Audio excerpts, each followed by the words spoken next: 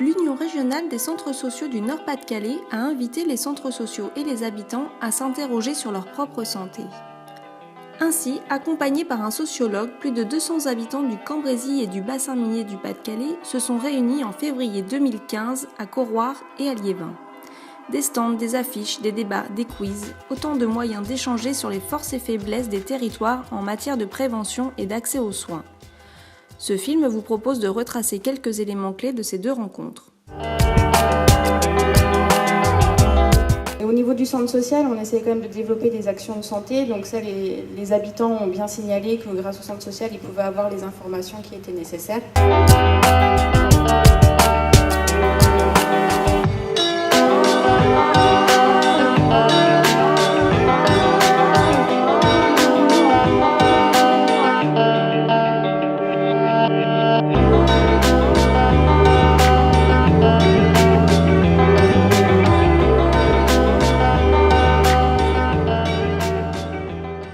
Donc ce qui est remonté en premier lieu, c'est la désertification un peu des médecins généralistes sur nos communes. Donc les médecins de campagne qui ne sont pas remplacés. On a pu un peu recenser le nombre de ces médecins sur nos communes. Ils sont au nombre de 2 pour 11 communes rurales. Ce qui entraîne une surcharge de la patientèle et une surcharge au niveau des patients, donc des généralistes, et des délais d'attente qui amplifient, et du coup une mauvaise prise en charge au niveau des patients.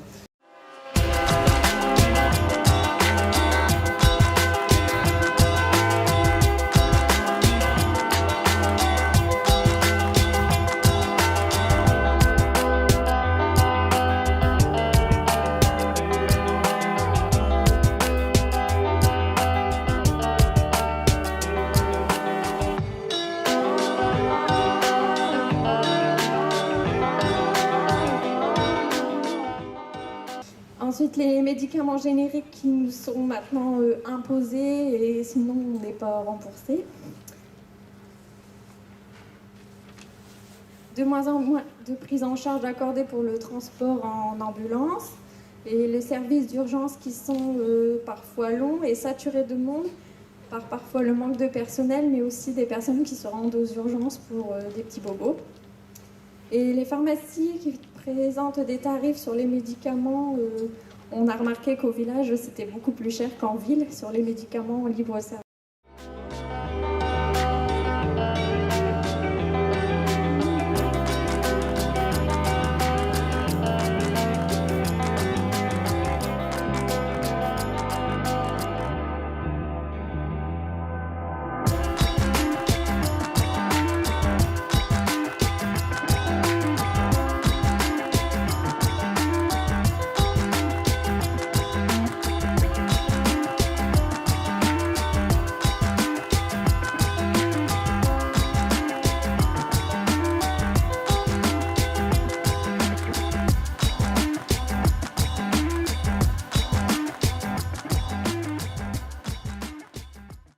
Mutuelles trop chères, médicaments mal remboursés, manque de spécialistes, et lorsqu'on dit qu'on a la CMU, on est très mal vu.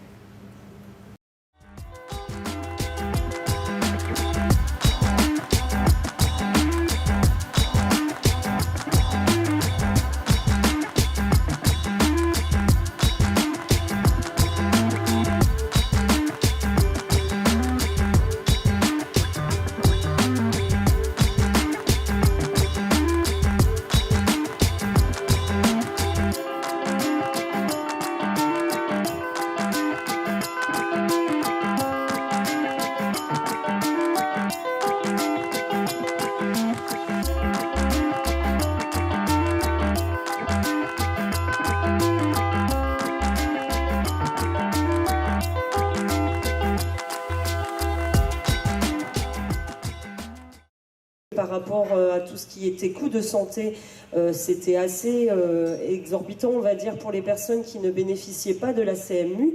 qui, malgré l'aide des chèques santé qui leur était proposée, ne couvrait pas l'intégralité du montant de la mutuelle à prendre, et qu'effectivement certains médicaments qui n'étaient plus remboursés les empêchaient de les prendre, et effectivement ils avaient le sentiment de ne plus se soigner correctement.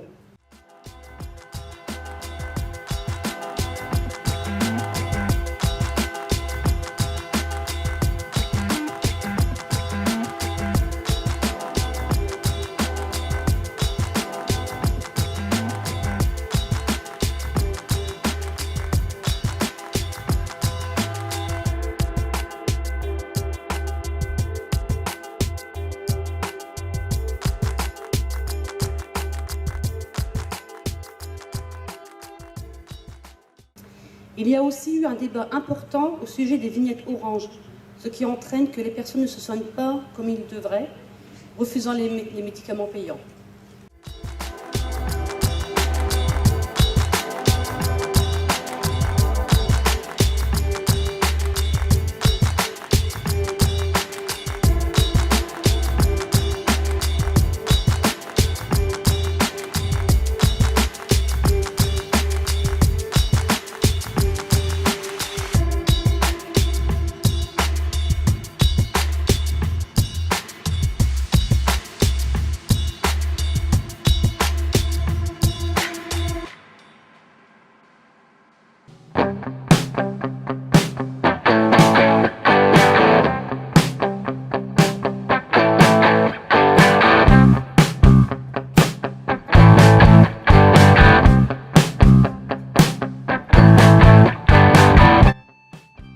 Nous allons au centre social, il y a toujours quelqu'un qui nous écoute.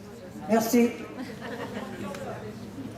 Bravo Marie-Lou. Il y a 12 ans, j'ai perdu un garçon de 26 ans et le centre social Martin-Martine faisait de la peinture sur bois. C'est ce qui m'a aidé à tenir le coup parce que sinon c'était dépression et tout.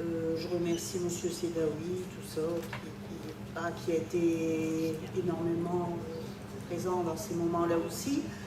Et puis maintenant, je vais au sport. Donc je vais à la Zumba, je sors, je marche. Ça m'évite beaucoup de médicaments, de prendre des médicaments. Et je dis qu'il ne faut pas rester chez soi renfermé, il faut sortir pour une bonne santé. Donc quand on a besoin, les centres sociaux sont là et beaucoup d'activités à l'extérieur. Mais il dit aussi que la santé c'est social, parce que la santé, aussi la pratique alimentaire, c'est aussi des liens sociaux, des liens familiaux. Nos pratiques individuelles de santé, nos comportements, faire du sport, etc., ça joue quelque chose. Mais à la marge, ce n'est pas l'essentiel. Parce qu'une bonne partie de ce qui contraint et détermine nos pratiques individuelles est en fait déterminée par nos conditions d'existence, par les conditions de logement, par le travail, le type de salaire qu'on peut avoir, par le fait qu'on soit exposé au racisme ou pas.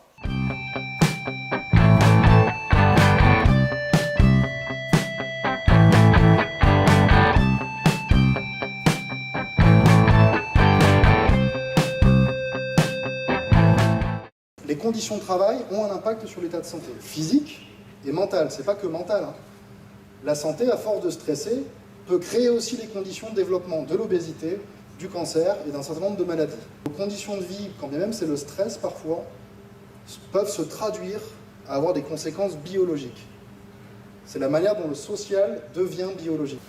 On constate depuis un certain nombre d'années sur est-ce qu'on est égaux face à la santé, que non, on n'est pas égaux face à la santé. On repère qu'il y a des inégalités de santé en fonction des classes sociales, des milieux sociaux.